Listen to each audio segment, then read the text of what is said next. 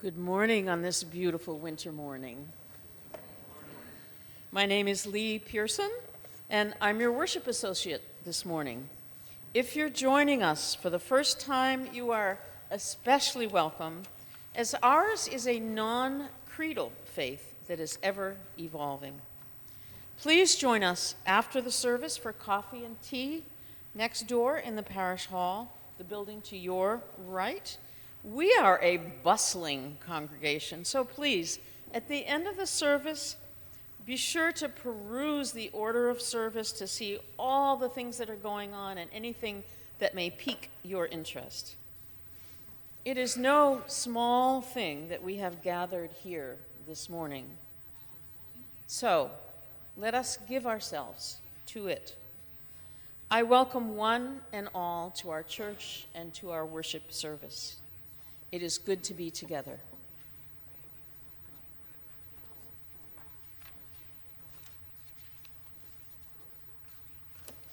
Good morning, faithful ones.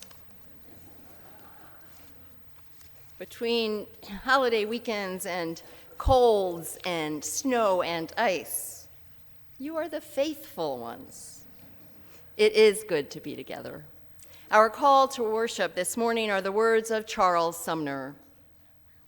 When he wrote, he, and this is of hundreds of years ago, he is not poor or weak or humble or black, nor Caucasian, nor Jew, nor Indian or Ethiopian, nor French or German or English, nor Irish.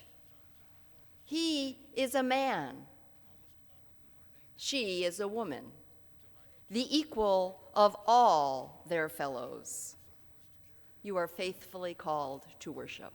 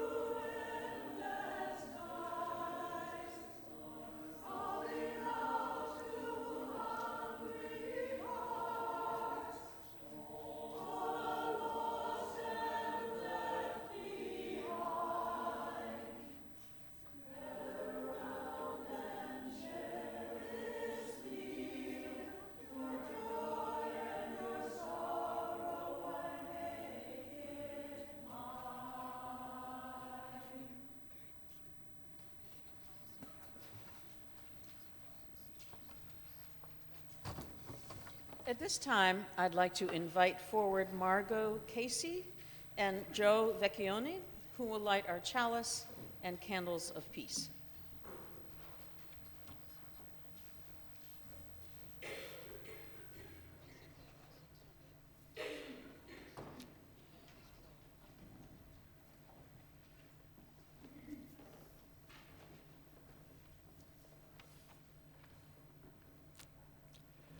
Please join me in the chalice lighting words printed in the order of service. We gather this hour as people of faith, with joys and sorrows, gifts and needs. We light this beacon of hope, sign of our quest for truth and meaning, in celebration of the life we share together. Each week, we also light 2 candles of peace, representing 2 places on earth that we lift up and remember as a sacred encounter with our world. There are untold numbers of places on earth that need peace, and these 2 we especially hold close in this service and through the week ahead. After each candle is lit, we will speak the words for peace in English, Arabic, and Hebrew. Peace, salam, shalom. Our first candle this morning is lit for this country and its people as we honor and remember the work of Reverend Dr. Martin Luther King, Jr. 51 years ago, he was battling racism in the North, not just the South. He was pushing the government to address poverty, income inequality, structural racism, and segregation in cities like Boston and Chicago. He was also calling for an end to a war. May our country learn his lessons and heed his call. Peace, salam, shalom. Our second candle this morning is lit for Greenwood, Oklahoma, where in 1921, one of the worst and least known incidences of racial violence occurred. Tulsa Race Massacre, called the Black Wall Street, where blacks were thriving even better than the local white community. There was a massacre and the economy was ruined, never recovering. Hundreds were killed, black people, and thousands left homeless. When black people are treated the same as white people, then all lives matter, finally will be true. Peace, salam, shalom. Please rise in body or spirit, and let's join together in our opening hymn, number 34, Though I May Speak with Bravest Fire.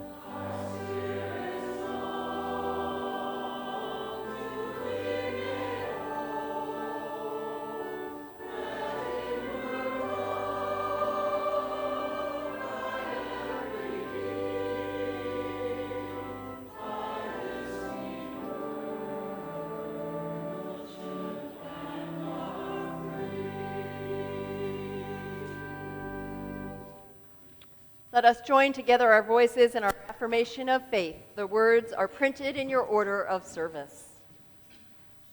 Love is the doctrine of this church. The quest of truth is its sacrament, and service is its prayer. To dwell together in peace, to seek knowledge in freedom, to serve humankind in fellowship, to the end that all souls shall grow into harmony with the divine. Thus do we covenant with each other and with God.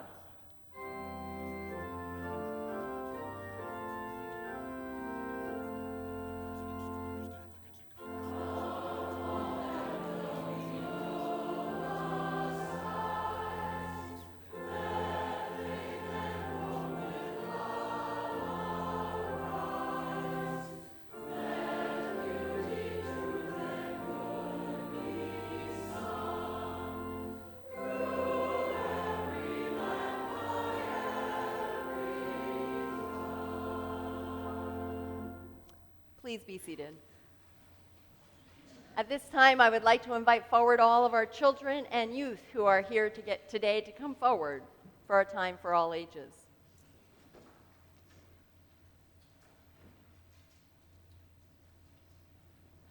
Come on, there's plenty of room this week. People must be skiing and traveling and all kinds of stuff.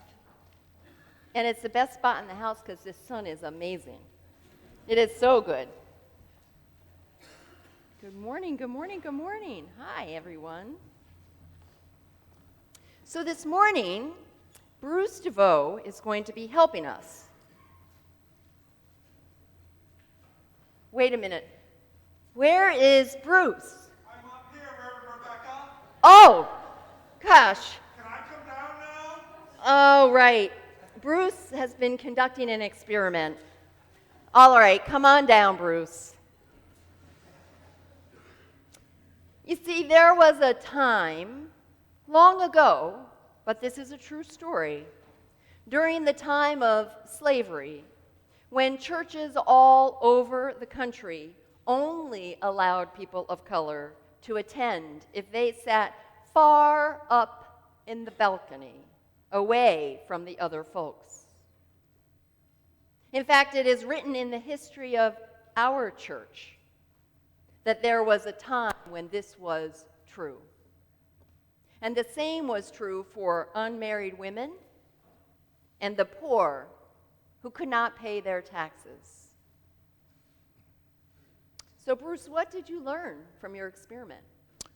Well, I was hoping to learn a little bit about what it was like to be in that position, to be required to sit as far away from everyone else as possible and away from all the other people. And well, I can't know what it was like to be an enslaved person. And I can't know what it was like to be an African American. I know I didn't like it. I mean, it's really small up there. It's very uncomfortable. I felt alone. I felt isolated. I felt hurt.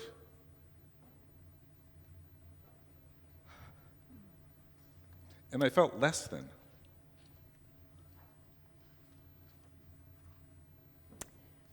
I went up and joined Bruce before the service started and we sat together. So not only black people, but unmarried women, poor people. How many of us would be sitting up there today? What we're talking about here, that over 100 years ago, churches, including our church, required some people to be seated separate from other people based on skin color, gender, or their ability to pay. That was wrong. That was wrong. I'm just going to say that again. That was wrong. And we are very sorry.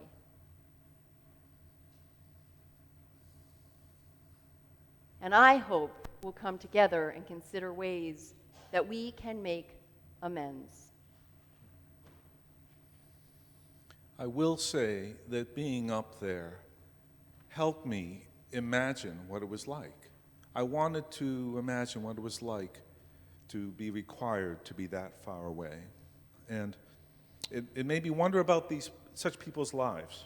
And it made me wonder if they could imagine, if they could dream of a time like today, where everyone that walks in the door has a seat, everyone that walks in has a voice, and everyone has a vote. I looked at a magazine article or a newspaper article right before this service started, and someone showed me a picture of a time 14 years ago, which is long probably from you, but 14 years ago really isn't very long when we think about the history of our country, which is when this church became formally called a welcoming congregation, meaning that we wanted the whole community and world to know that we welcomed gay people and lesbian and bisexual and transgender. And that article gave me hope. Because if that much can change in 14 years, imagine what can change 14 years from now. So today, here and in your classes, we're going to be talking about the life of Reverend Dr. Martin Luther King, Jr. And there's been progress since that time, but so much more progress needs to happen. And in his most famous speech, he talked about having a dream. And because of that dream, so many lives have changed for the better. And I'm wondering, Bruce and I are wondering, as you go to your classes, do you have a dream for a better future? For your life, the life of this church, the life of the world, or what's your dream? We want to hear a couple.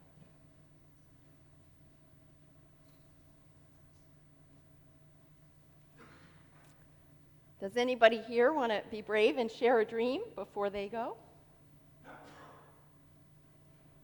Yes, Joyce.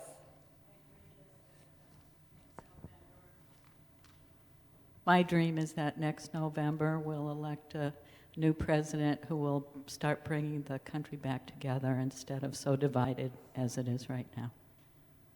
And Susan, and then Bruce.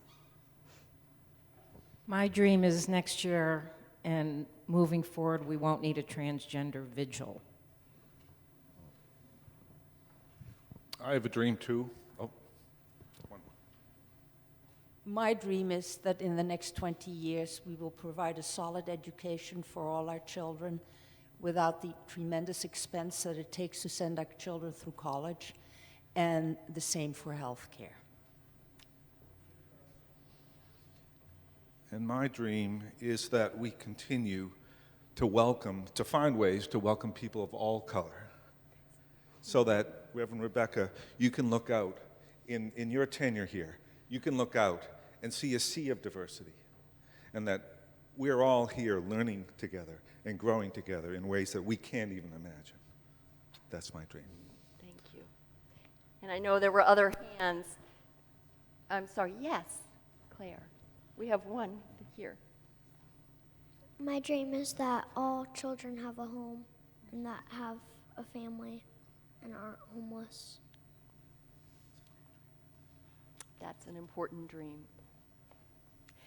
You've been great listeners and participants, and at this time you're going to go to Young Church and we'll sing you out.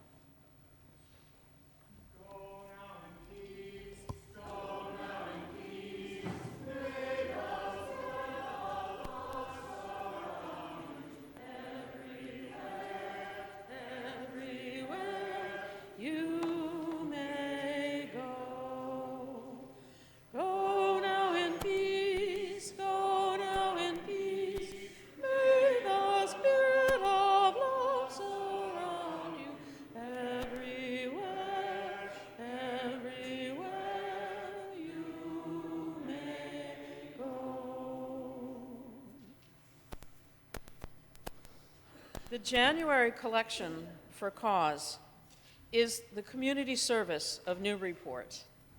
Community service supports a food pantry, clothing, emergency relief, and referral services for people in need in Newburyport, Newbury, and West Newbury. In addition, they run the Holiday Gift Bag program for children and seniors. And in the summer, provide 2 weeks of summer camp for deserving children. As an act of worship, the offering will now be received.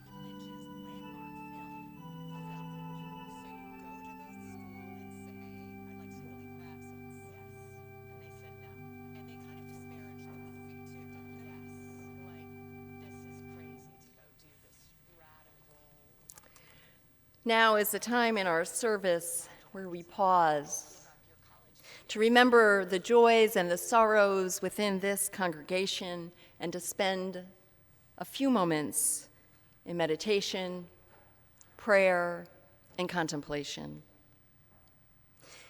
This morning, I don't have any specific community joys and sorrows to be shared, so I want to invite us into doing this a little differently.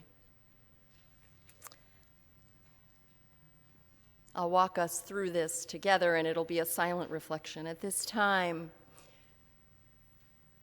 I want you to bring to your own mind, what is it that weighs heavy upon your heart? What is it that wakes you in the middle of the night, keeps you from peace?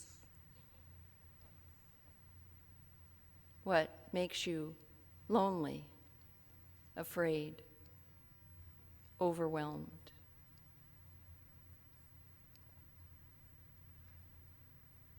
Imagine now taking that concern and literally placing it in the center of our shared space, where it can be held, lessened, made lighter. Know this to be true. You are not alone. I promise you that there are others, maybe a few, perhaps many, who share your pain. The names may be different. The particularities may look different. But the issues of life, my friends, we are never alone. Death, decisions, loss, overwhelm. Bring it here. Let us share one another's pain. For in so doing, we find renewed hope. We find the courage to get up every day. And above all, we know love to be real. Amen.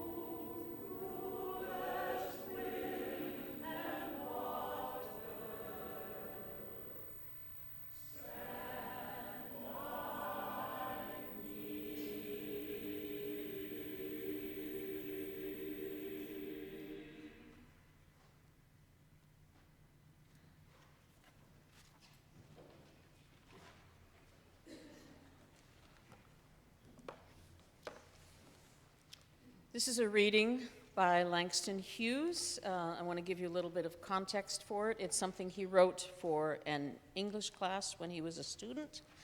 So I invite you to suspend disbelief for a minute and allow me to speak in the voice of Langston Hughes. This is called Theme for English B.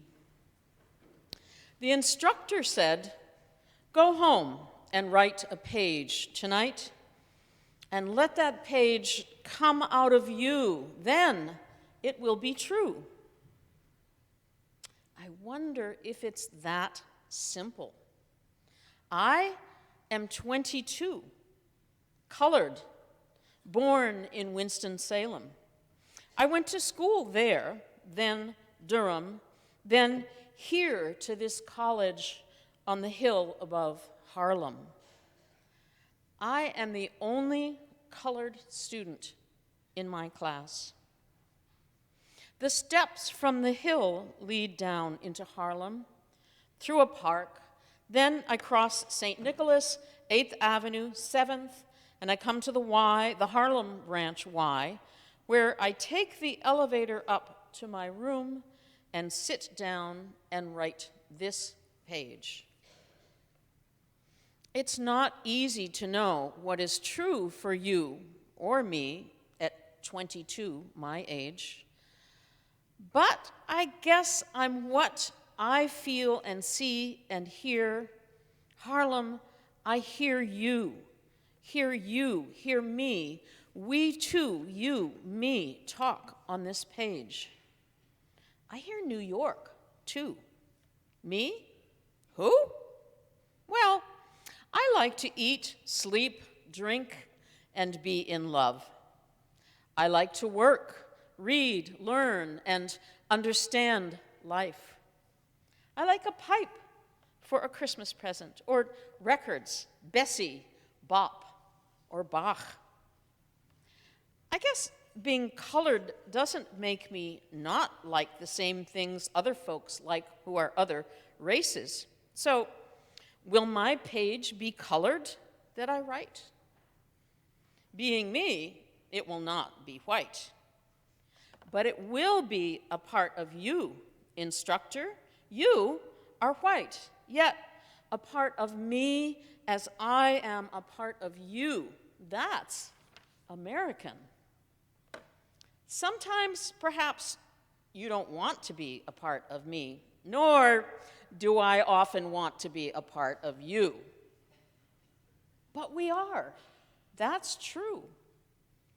As I learn from you, I guess you learn from me, although you're older and white and somewhat more free.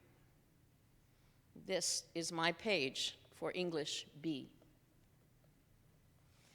I invite you all to rise in body or spirit and join in hymn number 1008 in your teal hymn books, "When My Heart is in a Holy Place."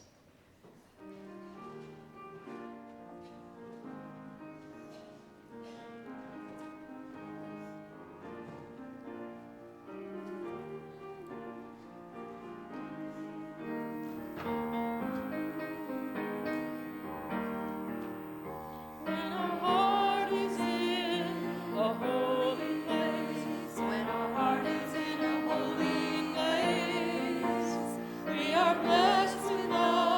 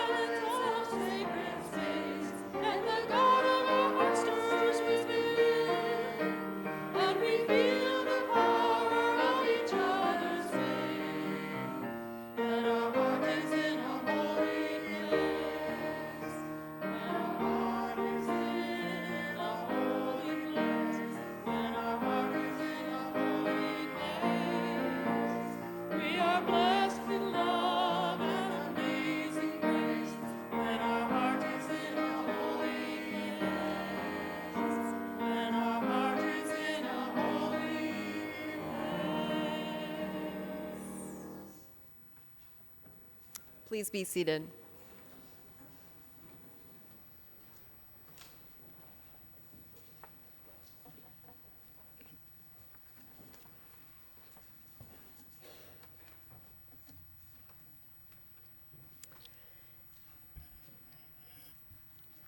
Tomorrow is the 34th year that we in this country will honor the legacy of Reverend Dr. Martin Luther King, Jr.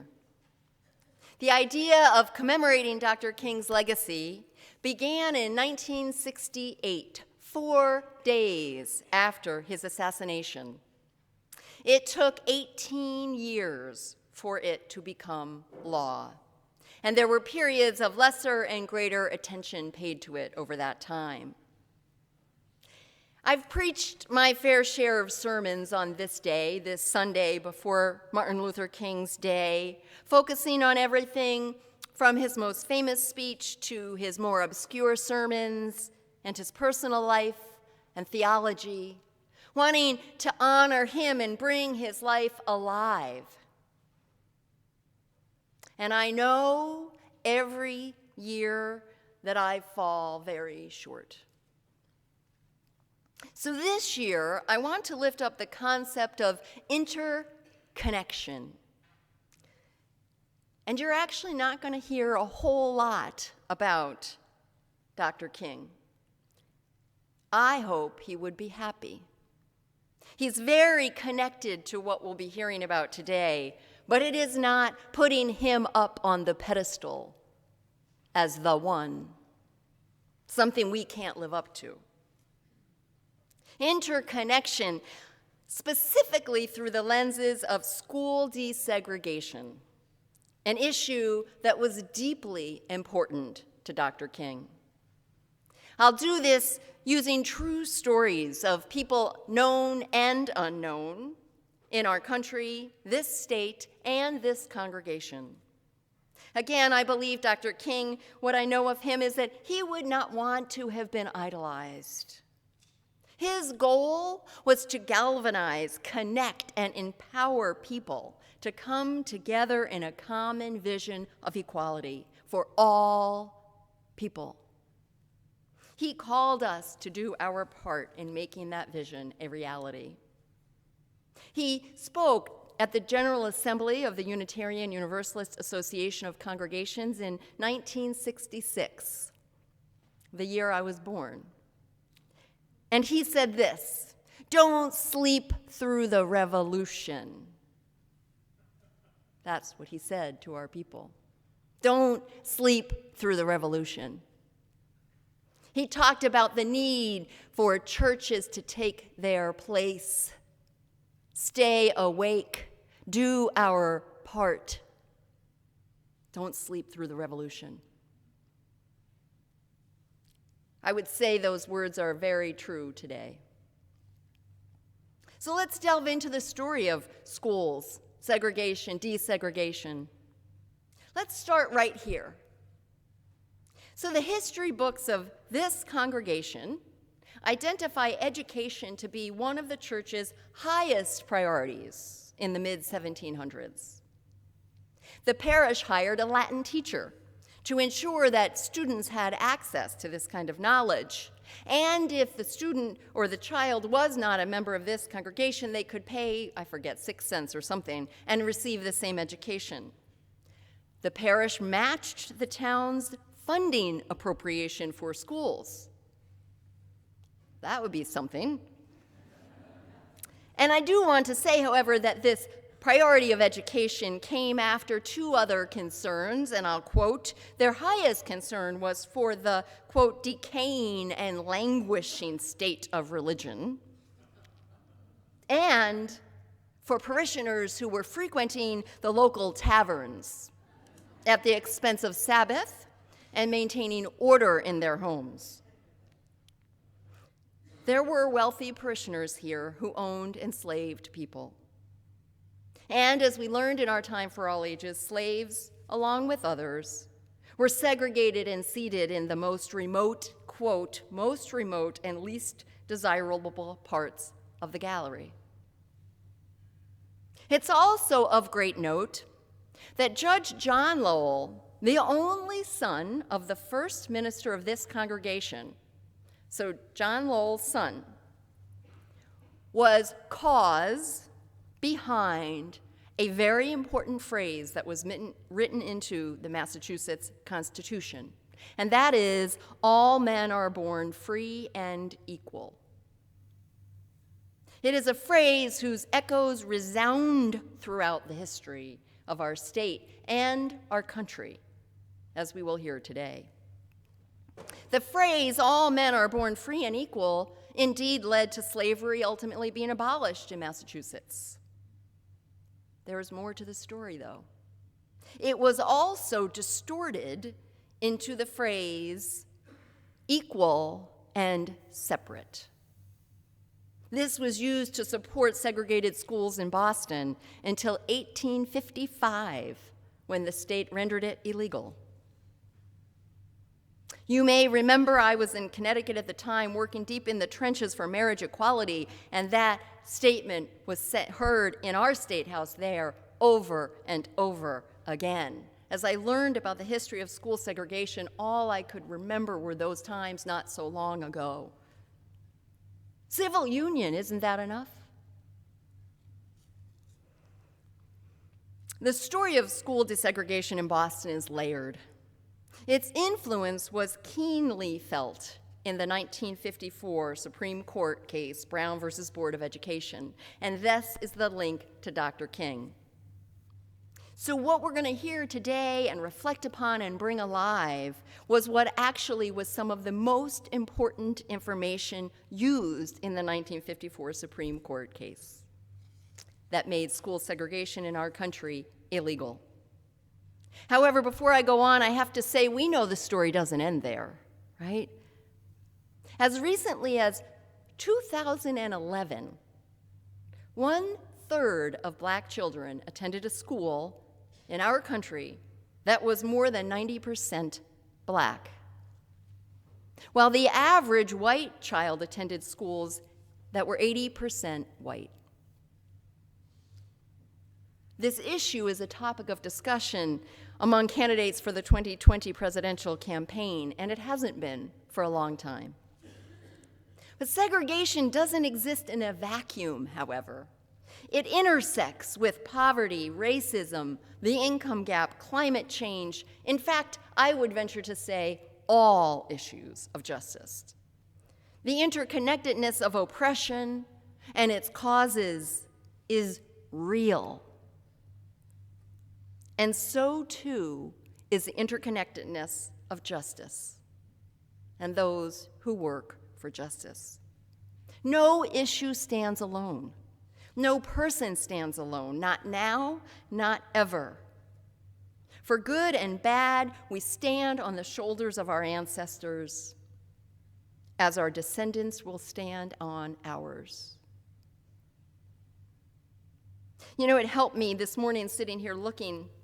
I've often felt like I was under a whole lot of men when I looked at that and that. That's 15 men that are kind of piled on top.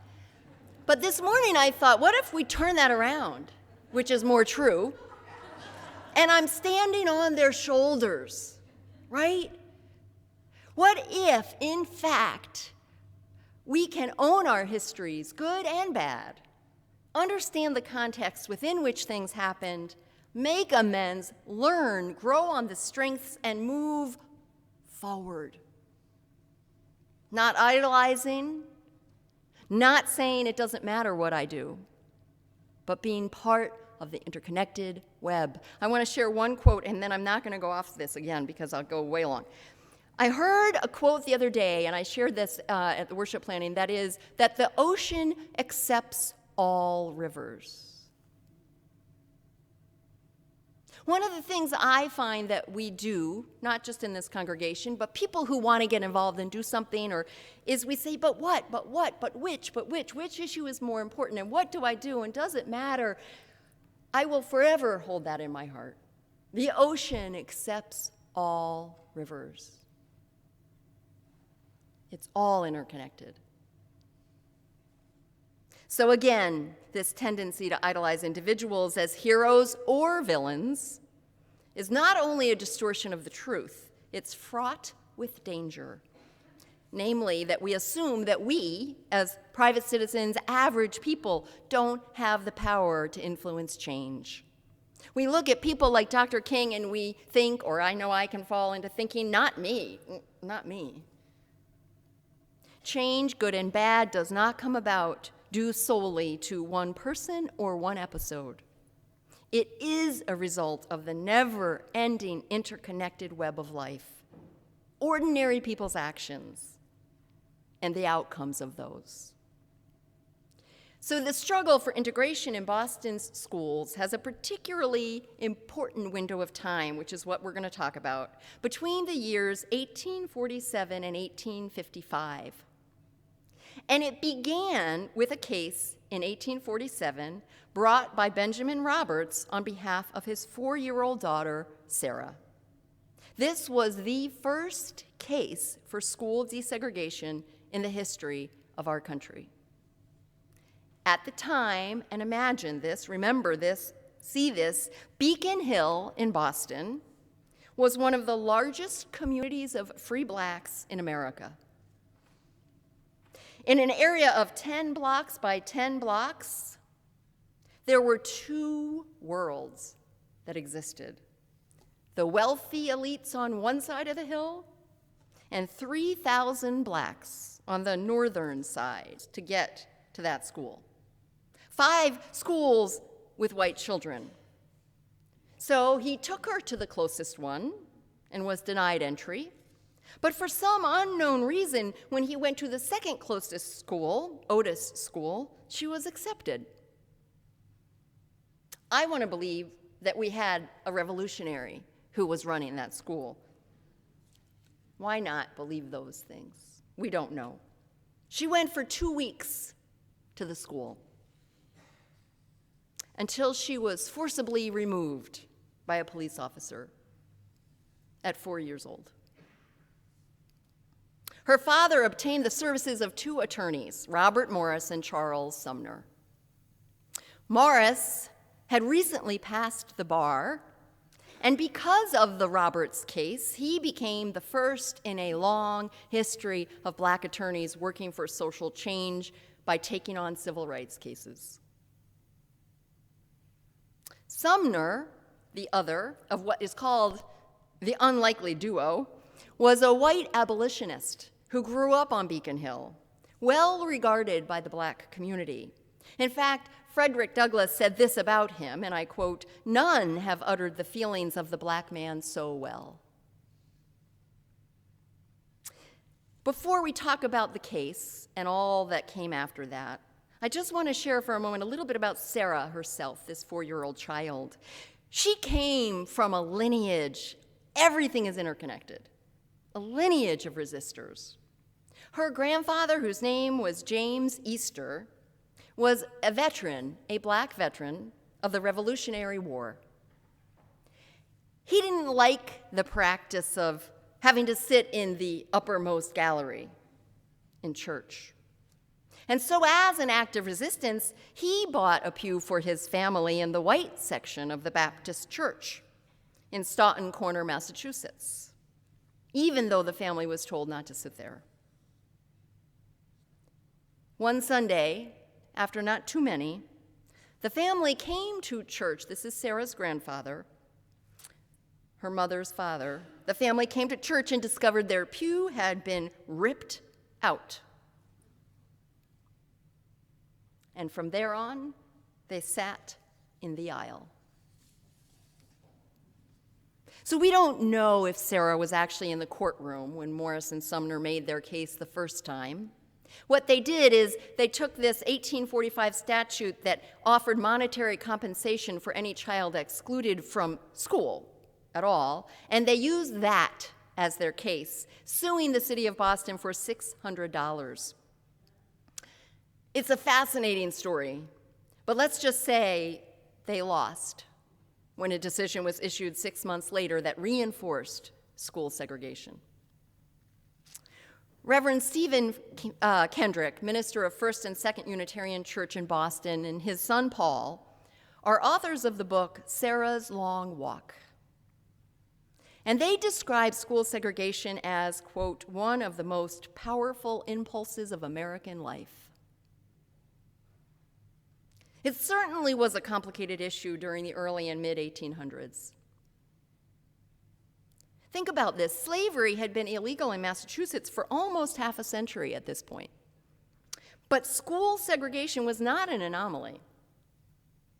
Also segregated were travel, carriages, trains, entertainment, the military service. Interracial marriage was illegal.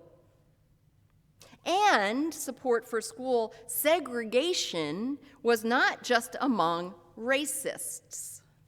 It was among white abolitionists, our own people, who feared drawing attention to the poor conditions of the free blacks in the North, lest those in the South ask us if it's really any better. But segregation was supported by people in the black community too, because they hoped for the best education for their children. So that is just to set context. So after that first loss of Roberts, it took 7 more years before the state outlawed school segregation. And during that time, Morris lost an appeal to the Roberts case, as well as another case in 1853. This time, it was a student, Edward Pindell, a light-skinned, barely recognizably black student, multiracial, who was also forcefully removed from a white school on Beacon Hill. Morris also lost a case for desegregation in the military, and he fought on. And he will never know that his work laid the groundwork for Brown versus Board of Education. It also, that appeal that he lost in the Roberts case, was the groundwork that ultimately brought about the law abolishing school segregation in Massachusetts in 1855. It's believed that Morris and Sumner were the first interracial team to ever co-sign a legal brief. Morris focused on the practicalities that the students had to deal with, while Sumner approached it philosophically. He took the phrase equality before the law that had been used in the French Revolution, and he forced the point that without diversity, the whole of a school suffers. But the judge, bringing us back to our ancestry of this congregation, took that phrase and twisted it to mean equal but separate, reinforcing the sentiment made by the Boston School Committee in 1846, and I quote, "The less the colored and white people become intermingled, the better it will be for both races." And by 1853, Boston was the only municipality in Massachusetts that still segregated schools. It was actually a black activist named William Cooper Nell who was so outraged at the decision in the appeal of Roberts that he started a petition. He secured 1,500 signatures from all around the state of people that were in support of school integration and presented it to the state legislature in the spring of 1855. To a young legislator, Charles Slack. Slack looked heavily on the work of Morris and Sumner and their previously failed cases. And 7 years after that appeal, Massachusetts passed the law that abolished school segregation. Yes, they responded to the pressure of a petition of 1,500 signatures, but they also responded to the indisputable evidence and work of the Roberts case and appeal. Boston schools were largely integrated for the next 20 years until all the interconnected issues, race, wealth, poverty, began to coalesce again. The tides turned back towards segregation, and the story continues today. The schools are not integrated.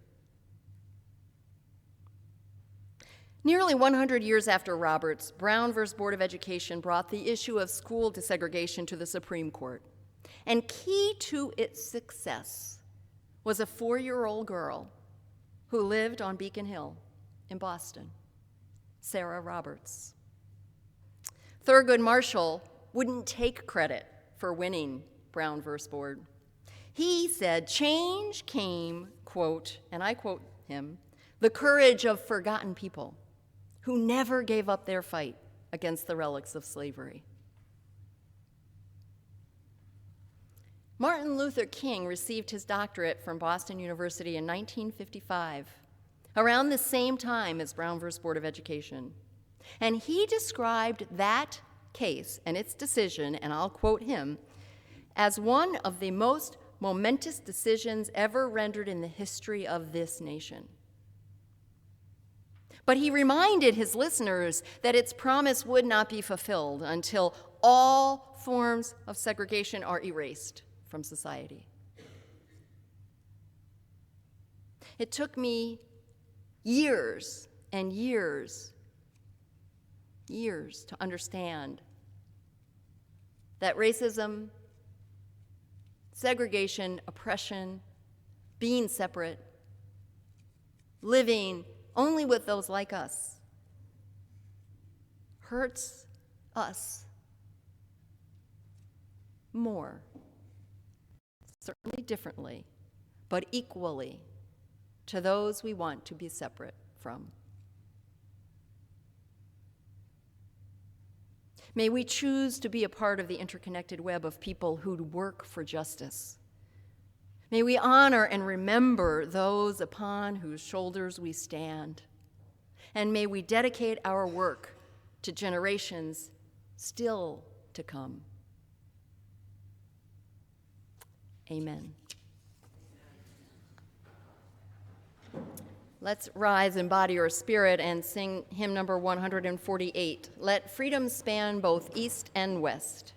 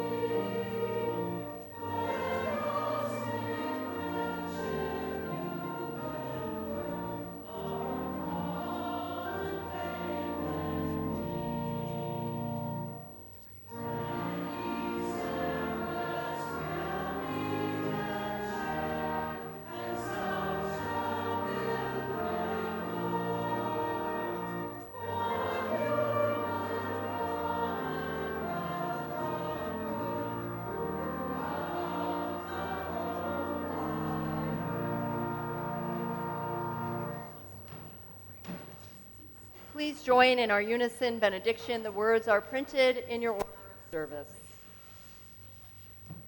May the love which overcomes all differences, which heals all wounds, which puts to flight all fears, which reconciles all who are separated, be in us and among us now and always. My friends, honoring the viruses and sicknesses, we're going to keep within our own little confines, maybe touching elbows with someone next to you. May we be so brave as to know the truth, the whole truth, the hard truth. May we be so brave to look truth in the eye, to take whatever steps we can to work toward anything that is less than good. May we be so brave to make amends, to step out, to take a risk, to stand up for all who are oppressed in any way, to reach out to those in pain, to get beyond ourselves, and to find in that joyous, beautiful connection of humans and all sentient beings and this earth that we are indeed interconnected. May we do so in faith and in love and in joy. Go in peace, my friends, and return again in great joy. Amen, and blessed be.